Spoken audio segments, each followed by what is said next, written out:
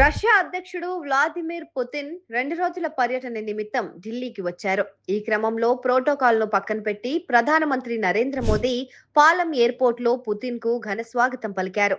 ఆప్యాయంగా పుతిన్ ను ఆలింగనం చేసుకుని తన అధికారిక నివాసానికి తీసుకెళ్లారు. అయితే పుతిన్ కు మోదీ స్వాగతం పలుకుతారని తాము ఊహించలేదని రష్యా అధ్యక్ష కార్యాలయం క్రెమ్లిన్ ప్రకటించింది. రాత్రి పుతిన్ కు ప్రధాని మోదీ ప్రత్యేక విందు ఇచ్చారు.